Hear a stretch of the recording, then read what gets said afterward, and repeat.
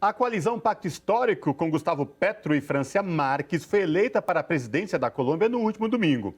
Em seu primeiro discurso, Gustavo Petro destacou vitória como a somatória da resistência do povo colombiano. Para repercutir esse assunto e os desafios do próximo presidente colombiano, nós conversamos agora com Michele de Mello, jornalista do Brasil de Fato e que cobriu o primeiro turno das eleições lá na Colômbia. Boa noite, Michele. Prazer falar contigo. Seja muito bem-vinda. Boa noite, o prazer é todo meu. Sempre muito feliz em aceitar aqui os convites da TVT. Maravilha. Sim. Michele, fala pra gente agora, você que esteve no primeiro turno das eleições lá na Colômbia, no último domingo, Petro e Francia Marques ganharam a chapa Pacto Histórico, o pleito na Colômbia, vão dirigir a Colômbia aí pelos próximos anos. Queria que você falasse pra gente agora, passado a eleição, que desafios tem Gustavo Petro e Francia Marques à frente do governo colombiano? É isso mesmo, o resultado do último domingo, no segundo turno da Colômbia, foi histórico pela primeira vez. Uma chapa claramente, né, do campo da centro-esquerda, do campo progressista, chega ao poder no país e com um programa bastante avançado, pelo menos porque representa a história dos últimos governantes na Colômbia, né? A Colômbia é um país que há 58 anos vive um conflito armado, então uma das bandeiras principais dessa chapa do Petro e da França, né, do Pacto Histórico, é justamente implementar integralmente os acordos de paz que foram assinados em 2016 entre o governo de turno, na época, que era o Juan Manuel Santos, e a extinta guerrilha FARC-EP. Mas também existe uma perspectiva de ampliar esses acordos e retomar as negociações com outra guerrilha que continua ativa na Colômbia, que é o ELN, o Exército de Libertação Nacional. Então, do ponto de vista de quais são as bandeiras centrais, acredito que a principal justamente seja essa, né? Implementar os acordos de paz, ter novamente, ou finalmente conseguir alcançar a paz na Colômbia. Essa tem sido uma das bandeiras centrais do Pacto Histórico, até porque tanto o Petro como a França têm uma passagem, né, uma história política vinculada a isso, a luta pela paz no país, ao fim dos conflitos armados. E os acordos não prevêem somente as negociações com as extintas guerrilhas, né, ou com as guerrilhas que continuam ativas, mas também uma série de outros projetos que são bandeiras centrais do Pacto Histórico, como, por exemplo, uma reforma agrária, né, uma reforma que vai buscar distribuir terras para os pequenos agricultores na Colômbia, também uma reforma política que aumente a possibilidade de que pessoas que não participam dos partidos tradicionais da política colombiana também possam chegar, né, a esses espaços de disputa eleitoral, como é o caso, por exemplo, né, da França, que representa justamente esse setor da Colômbia que sempre foi excluído da política, e também uma reforma tributária que busca aumentar os impostos aos mais ricos. Uhum. E, Michele, vamos falar um pouco de Francia Marques, então. Ela que teve um papel muito protagonista no processo eleitoral, uma mulher negra, ambientalista, ganhou prêmio por isso, inclusive, antirracista, feminista, e que no momento ali em que se deu a vitória, disse no seu Twitter que ela escreveu: hoje começamos a escrever uma nova história. Então, qual que você avalia que vai ser o papel dela nesse governo e o que a gente pode esperar dela nesse processo? A França realmente, acho que é a figura, ela é uma vice nada discreta, digamos, nessa chapa, né? Geralmente a gente está acostumado a falar muito sobre o candidato que encabeça a chapa, mas nesse caso eu acho que a França enfim, ela em si, né, é um fato histórico, assim, né? Uma mulher que durante toda a sua vida, desde a adolescência, ela já começou esse processo de lutar pelo seu território, né? A França vem do departamento de Cauca, que fica na região do Pacífico da Colômbia, uma comunidade quilombola que desde o início teve que lutar contra a extração mineira, né? Contra a ação das transnacionais que queriam extrair minérios dessa região, e que mais tarde também sofreu uma série de outras violências. A França, ela se gradua em Direito, ela é advogada, justamente para defender juridicamente a sua comunidade, mas não só isso, né? Ela foi protagonista de uma série de processos de luta, de atos, de mobilizações, e também foi uma protagonista, por exemplo, da greve geral que a Colômbia viveu no ano passado, que foi a maior greve geral da história do país. E uma das propostas dela agora, como vice-presidenta, é criar o Ministério da Igualdade, no qual ela seria uma das pessoas que queriam levar esse ministério adiante. A proposta é justamente, né, discutir o racismo estrutural, que também, assim como no Brasil, na Colômbia também atravessa a história do país, né? A Colômbia é um país com cifras altíssimas de violência, não só contra as comunidades afrodescendentes, né, as comunidades quilombolas, mas também contra as nações indígenas e principalmente os camponeses, né? Então, um dos lemas de campanha da França é o vivir sabroso, né? Que seria viver de maneira deliciosa, viver de maneira digna, viver num país em que, além da paz, as pessoas também tenham direito a viver em tranquilidade e com direitos assegurados, direitos básicos assegurados, seja no campo ou na cidade. Michele, sem sombra de dúvida, não só a Colômbia, mas todos os países aqui da América Latina, também do mundo, essa questão conviver saindo de pandemia, todos os problemas econômicos, né? Mais especificamente, a Colômbia tem um número muito alto de pobreza, desemprego.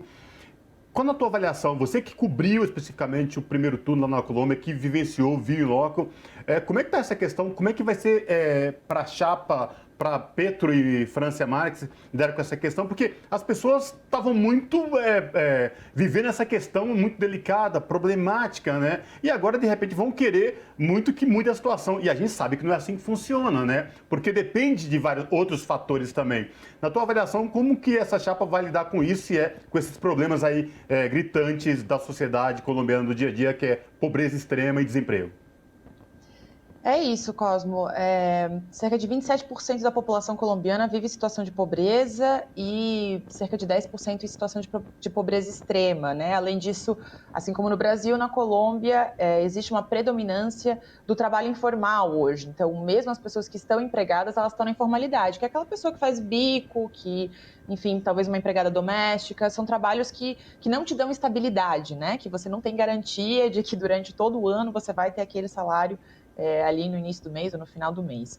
Então, uma das propostas do Pacto Histórico é justamente criar um projeto de renda básica universal. Outro tema também debatido aqui no Brasil, né? Que quem sabe nesse ano que é um ano eleitoral a gente consiga daqui para frente também promover um projeto de renda básica universal. Outra coisa, o Petro vem destacando muito durante a campanha, é de que essa mudança estrutural no país, né, de combater o desemprego, de combater a situação de pobreza, de combater as desigualdades, né, que afetam toda a América Latina, não só a Colômbia, mas toda a América Latina, que esse processo seria através da educação. Então, outro projeto é justamente fazer essa reforma tributária, ou seja, taxar os mais ricos para você criar fundos para criar novos programas sociais. Entre esses programas sociais está a garantia de acesso universal e gratuito aos jovens em situação de vulnerabilidade econômica no ensino superior na Colômbia, porque hoje o ensino superior na Colômbia ele não é de acesso universal, mesmo as universidades públicas cobram taxas de inscrição.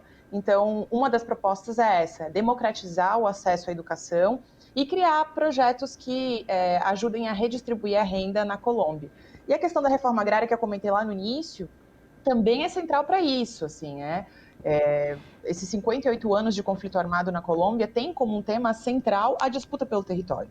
Aí essa disputa pelo território, ela se dá tanto pela questão da extração de minérios, que eu comentei ali, né, sobre a comunidade da França, que viveu e vive até hoje diretamente com isso, mas também para a questão da agricultura, também o narcotráfico, né? A Colômbia, infelizmente, é o maior produtor de cocaína do mundo, então tem disputa também do tráfico de drogas ali nessa história. E justamente nesse contexto de disputa de território é que surgiram as guerrilhas para defender os direitos dos camponeses, dos pequenos agricultores. Então, pensar numa reforma agrária, né, distribuir terra para as pessoas, também é uma política central para combater essas desigualdades e para combater a pobreza no país. Uhum. Michele, agora falando um pouco da relação com os Estados Unidos, que o Uribe, que foi presidente, e o Ivan Duque, que está saindo do seu mandato agora, tem uma relação muito próxima com o governo estadunidense. A Colômbia sempre foi um elo central ali dos Estados Unidos com essa região Cone Sul aqui da América Latina. Como fica essa relação agora e futuramente, assim, provavelmente, o que Petro e França farão com essa relação? A Colômbia, historicamente, é um aliado regional dos Estados Unidos. É o país na América do Sul com a maior quantidade de bases militares dos Estados Unidos instaladas. São 7 bases oficiais além de outros centros de treinamento de militares conjuntos, né? Basta a gente lembrar, nesses últimos períodos, quando eu ainda estava lá na Venezuela, quem acompanha a TVT há mais tempo sabe que eu já falei algumas vezes sobre a relação da Colômbia com os ataques ao atual governo da Venezuela. Então, a Colômbia sempre foi essa base de apoio realmente dos Estados Unidos. O Petro já recebeu uma felicitação do governo dos Estados Unidos, né, da Casa Branca, do Departamento de Estado, e tem dito que pretende, né, ter relações de respeito com os Estados Unidos. Alguns setores que compõem a coalizão Pacto Histórico, porque o Pacto Histórico é uma chapa composta por 6 partidos, né, de esquerda e de centro-esquerda. Então, alguns setores, como por exemplo o Partido Comunista, que está dentro dessa coalizão, dentro dessa chapa, defendem que agora que o Pacto Histórico venceu a presidência e também tem a maior bancada no Congresso, né, porque a gente teve agora eleições presidenciais, mas em março aconteceram as eleições legislativas na Colômbia.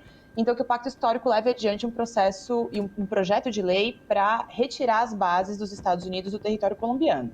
Isso é um processo que é polêmico, né? Eu acho que exige realmente bastante debate. Não está muito claro se vai ser uma das prioridades do governo de Petro e de França, mas certamente vai existir uma postura de uma relação mais autônoma, mais independente, mais soberana com os Estados Unidos. Tanto é que também nessa última semana, aí, entre a eleição e aí antes da posse, né, a posse vai ser só no dia 7 de agosto, o Petro já disse que telefonou para o presidente da Venezuela, Nicolás Maduro, justamente pensando em começar a dialogar para reabrir a fronteira entre os dois países e, quem sabe, no futuro a médio e longo prazo, também retomar a diplomacia, né? Os dois países, apesar de serem vizinhos, terem sido já um país só, lá no passado, alguns séculos atrás, hoje tem a diplomacia tensionada, Arranhada. né? Eles têm relações exatas, têm relações diplomáticas que estão rompidas hoje. Então, a perspectiva é essa, de uma relação mais autônoma e de um olhar mais voltado para a nossa região, né? Para a América Latina, para a integração regional. Não, só para terminar, então, se você pudesse falar dessa correlação com os outros países da América Latina aqui também vizinhos, Argentina, Bolívia, como que fica essa correlação agora desse novo mandato da Colômbia com esses países? Eu acho que o resultado na Colômbia ele dá muita esperança, né? Tanto é que menos de 2 horas duas horas depois de ter sido divulgado o resultado preliminar das eleições no domingo, já uma lista de presidentes latino-americanos saíram a felicitar o Petro e a França e praticamente todos destacaram o mesmo ponto, né? A esperança de uma nova etapa de integração regional. Alguns analistas, inclusive, falam de que talvez a gente estivesse vivendo agora essa segunda onda do progressismo na região, né? Como a gente viveu lá no início dos anos 2000, com Lula, com o Evo Morales na Bolívia, com a Cristina Kirchner na Argentina, com o Mujica no Uruguai, enfim, com uma série de governantes do campo progressista. E agora, novamente, né, com essa eleição do Petro, a gente tem pelo menos, entre América Latina e Caribe, 14 governantes que fazem parte desse campo progressista, né, de centro-esquerda, e que, num contexto que a gente vive hoje, né, de polarização das relações geopolíticas a nível mundial, né, que eu acho que a pandemia tem demonstrado isso, e agora a guerra na Ucrânia também tem demonstrado isso, né, de que parece que a gente novamente está vendo 2 grandes blocos em disputa, né, um bloco euroasiático e um bloco ocidental. Nesse contexto, é fundamental que a América Latina volte a pensar como um bloco também, né, como uma região unificada, como uma região integrada. Então, a eleição do Petro dá muita expectativa, porque demonstra já no seu programa, no seu discurso, na sua campanha, que pretende retomar relações que priorizem o comércio, as relações culturais, enfim, regionais. E aí isso também nos dá um pouquinho mais de pressão, digamos, para o processo eleitoral aqui no Brasil em outubro, né? Para os países que vão ter eleições em breve, só faltaria o Brasil, digamos, fazer a tarefa de casa, né? Ver se a gente também consegue eleger um governante do campo progressista para a gente ter novamente esse período aí de integração regional. Perfeito. Tá certo, então falamos com Michele de Mello, que é jornalista do Brasil de Fato. Mais uma vez, obrigada, Michele. Obrigada a vocês e até a próxima. Abraço, Até. Michele.